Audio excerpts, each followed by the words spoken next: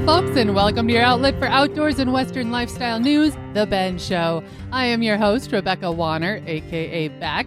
We say this each week. We do love hearing from all of you. Your comments, stories, ideas. Get a hold of us anytime. Call or text 305-900-2363. Again, that's 305-900-2363. Or you can always drop an email to bendradioshow@gmail.com. Ride along, as always, my producer and co-host, Jeff Tigger Erhardt. First off, I may be showing my age a bit, but I did grow up in the Looney Tunes era of children's cartoons. What are you talking about, children's cartoons? I still watch Bugs Bunny and Looney Tunes on Saturday morning if I happen to catch it at that time. I'm not afraid to admit it. This is true. I will be honest. Tigger gets up before I do Saturday mornings. I come out and there he is in his bathrobe, his fresh cup of coffee, and he's enjoying Looney Tunes. Come on. I mean, how can you not love Bugs Bunny? Anyhow, what's going on today? Well, what I was getting at is just as Pepe was looking for love, Pepe Le Pew. Male skunks, they're considered promiscuous and will attempt to mate with multiple females during the breeding season. Gosh, there's a lot going on there. This is going to be one of those episodes. I can tell it already. So what I'm letting you know is that if you're seeing skunks on the end of the roads, that's because they're out there to meet, and love is in the air. And yes, love stinks. I like how I did that. Isn't it a little early for skunks, though? No. Get this. Skunk mating season actually began in January, and it continues until the end of this month, the end of March, beginning of April. Female skunks, I dug into this, they usually have one litter each year, but male skunks, they can reproduce with more than one female during the breeding season. Go figure, right? That's according to the University of Michigan. Skunks have a gestation period of only 63 days. I was kind of surprised by that. The young are born in April or May, and the average litter contains about 6 young ones, and they can, like I said, range from 2 to 10 in a litter. Like, we need more skunks around, right? I thought that skunks mated in the summertime. No, they've been mating since Christmas. Busy. They've Put it that way. Working it. Well, these young skunks, by the way, they remain in the nest from 6 to 7 weeks before they start accompanying their parents. But I'm bringing this up because we talked last week about checking your property, getting it tidied up for wildfire season. But I'm letting you know on this one, check where you're heading, especially if you're looking for their dens, because you may accidentally come upon a den. Who is going to go looking for a skunk den? There is nobody that's going to go out looking for a skunk den. I know somebody who is. Who?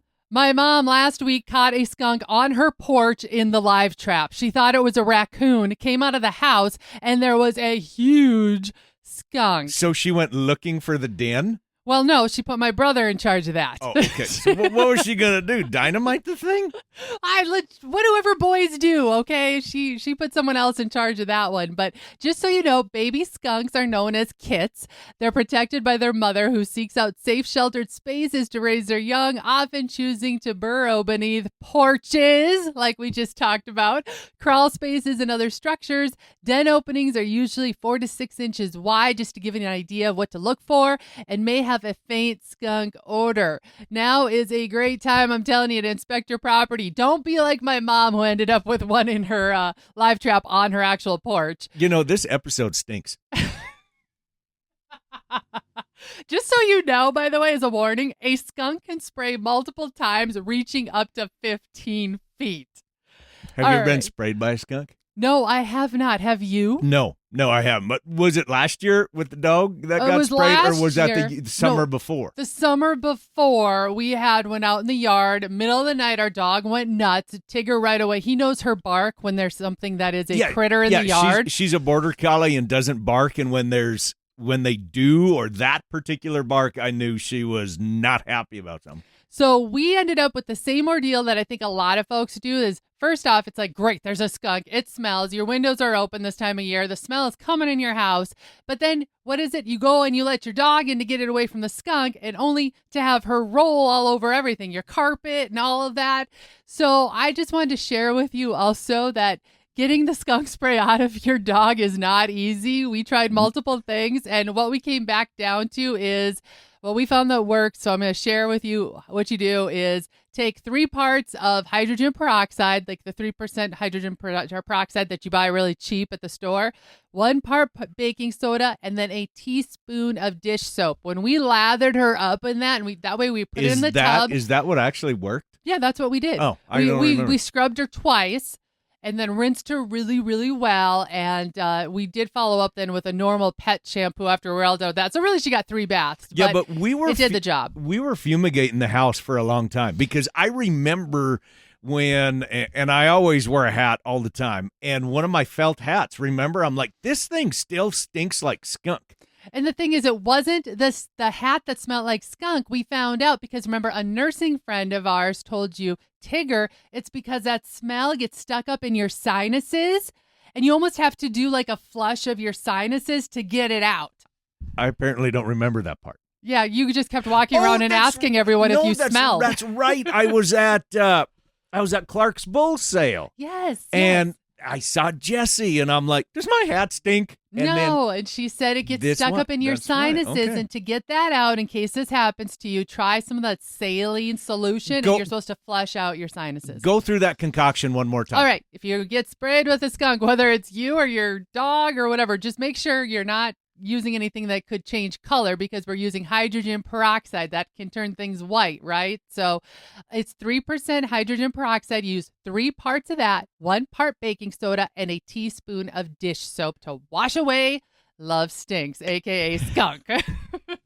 Hey, before we go to break, I just want to remind everybody that if you come upon a skunk that seems drunk, is how my dad always described it, a little wobbly or something like that, or maybe isn't so scared or nervous of you, just get away and make sure you get your pets away, because that skunk could have rabies.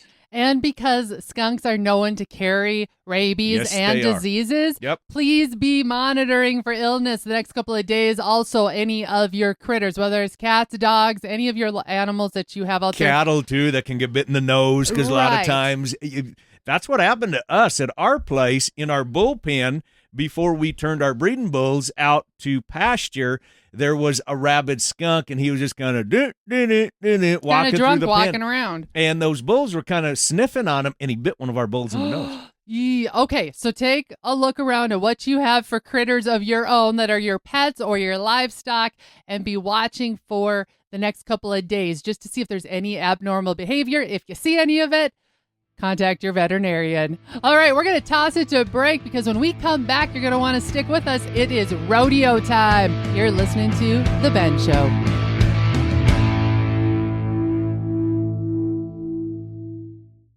Wolf Cattle presents the 38th Opportunity Sale of 2026, Thursday, April 2nd. 300 registered Limousine, Limflex, and Angus bulls, fall yearlings and spring yearlings, plus 30 registered females. Online only with live bidding through Superior Livestock and DV Auction. Sale details at wolfcattle.com. DV Auction, Superior Livestock, and Ranch Channel. Wolf Cattle, where beef is our business.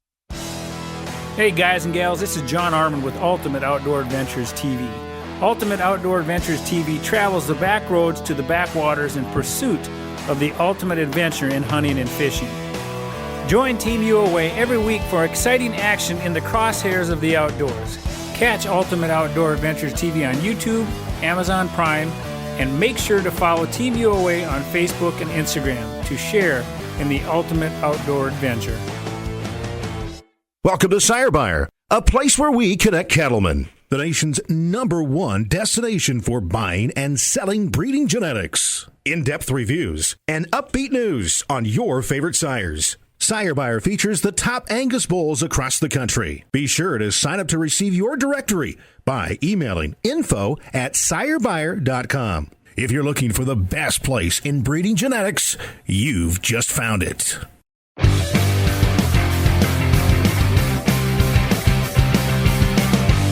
Welcome back to The Ben Show. I'm your host, Rebecca Wanner, a.k.a. Beck, and Jeff Tigger Erhardt is my co-host.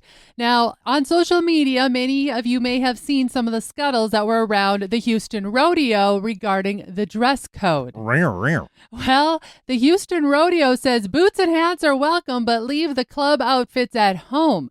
A new dress code is now in effect for the future.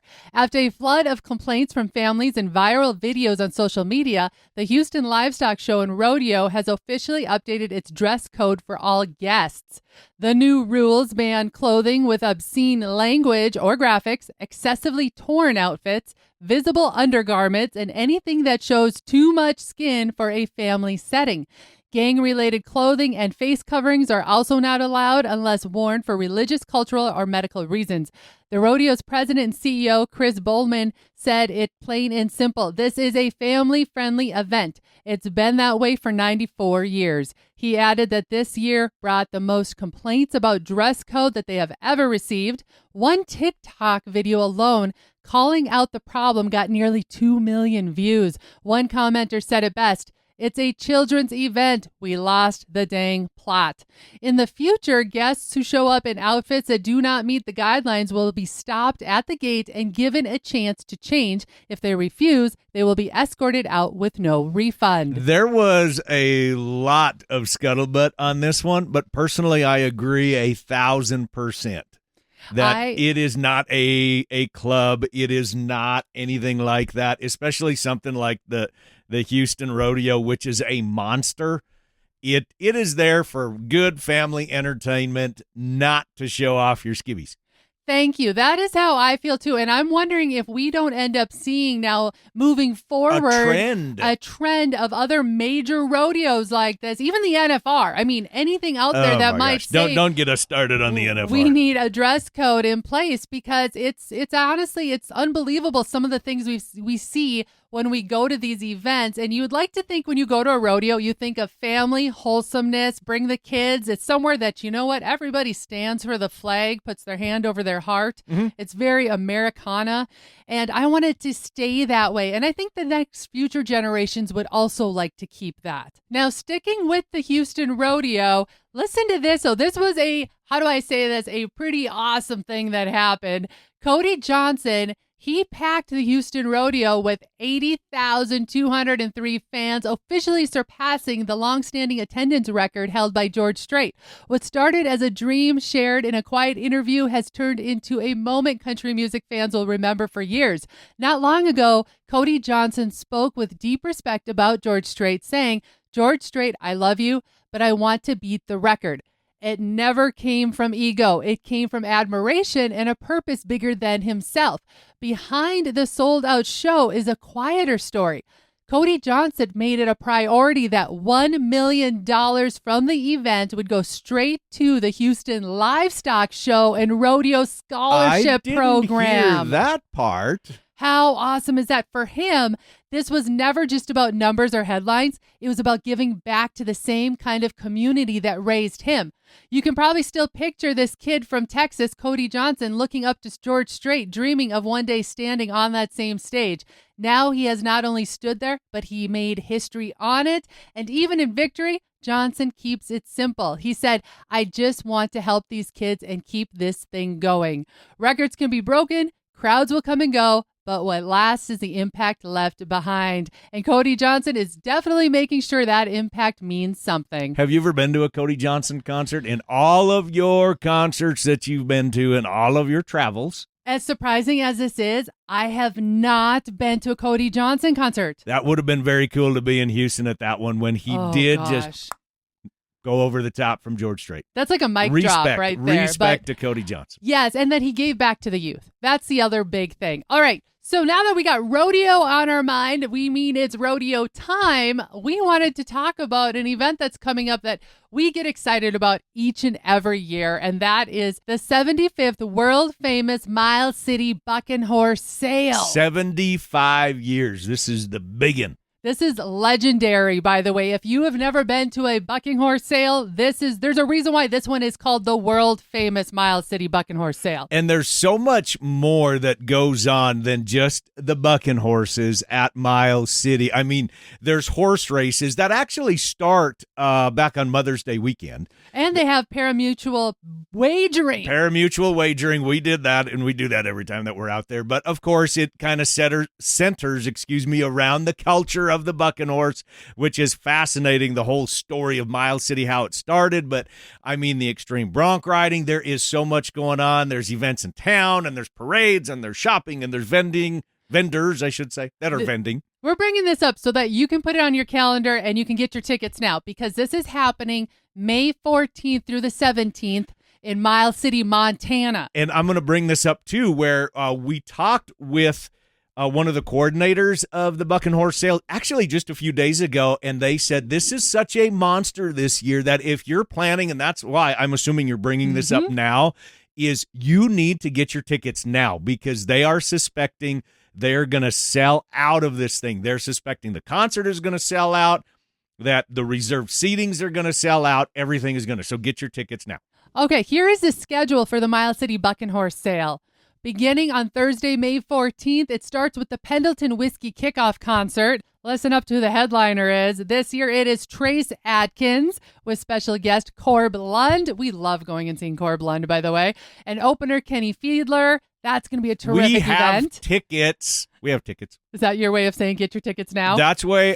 Yes, my way of saying get your tickets now. Come out and hang out with us. Please, that would be so much fun. Party in the pit. Okay, then Friday, May 15th, we have bucking horses, we have horse racing, the trade show. By the way, we haven't mentioned this yet. They have a terrific vendor show and more live music. And with the horse racing, that's that pari-mutuel wagering that we were talking about. So they open that up for, what is it, like 10 or 15 minutes prior to each race or something like that? Don't quote us on the time. It's a little window that you can go up and you can place your bets. It's really cool. But if you like betting up, then on Saturday, May 16th is the main event. Yes, the 75th annual world famous Miles City Bucking Horse Sale, something you've got to see. They kick off that morning with an awesome parade downtown Miles City. There's more horse racing. Trade show is going on, the live music. And can I add in, too, that Miles City has one of the most beautiful Western museums that you have ever seen. So if you're taking in the parade or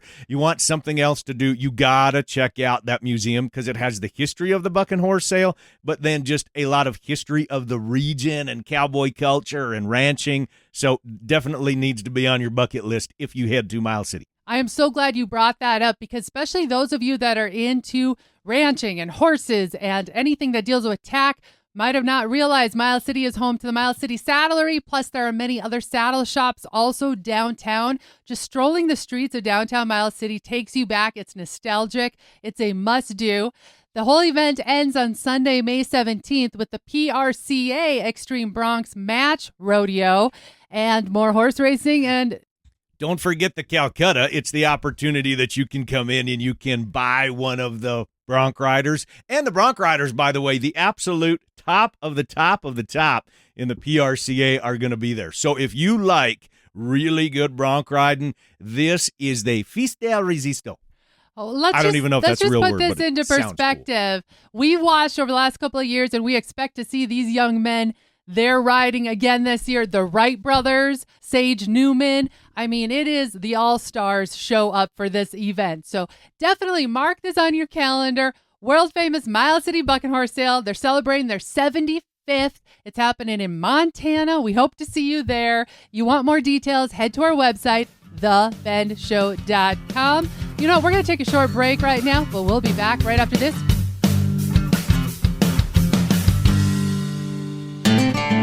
The world-famous Miles City Bucking Horse Sale is back for the 75th anniversary Western experience of a lifetime. Join us May 14th through the 17th in Miles City, Montana. From the finest bucking stock to electrifying horse racing, this event has it all. And don't miss out on the Pendleton Whiskey Kickoff Concert featuring Trace Adkins and special guests Corb Lund and Kenny Fiedler. Mark your calendars for the world-famous Miles City Bucking Horse Sale, where the spirit of the West comes alive. Get your tickets at buckinghorsesale.com. It's the sale worth waiting for. CK Bar Ranch, Simmental and Sim Angus bulls designed to add pounds and profit to your program, where bulls offer the best of both worlds with proving calving ease and growth to maternal strength. Join the CK Bar Ranch crew Friday, April 3rd at St. Ange Livestock in St. Ange, South Dakota. Bid and buy online at DV Auction, and videos, catalogs, and sale information available at ranchchannel.com and ckbarranch.com. Join us April 3rd in St. Ange, South Dakota for a powerful set of bulls ready to go to work for you. Jorgensen Land and Cattle, the nation's largest seed stock supplier, invites you to the ranch in Ideal, South Dakota for the 54th annual Top Cut Angus Bull Sale powered by the Mother Lode, featuring 200 registered Angus bulls backed by proven maternal strength and long-term cow herd value. All sale information at ranchchannel.com and jorgensenfarms.com. For 54 years, the Top Cut sale has been the standard for practical, performance-driven Angus genetics. Jorgensen Land and Cattle at the ranch, Monday, April 20th.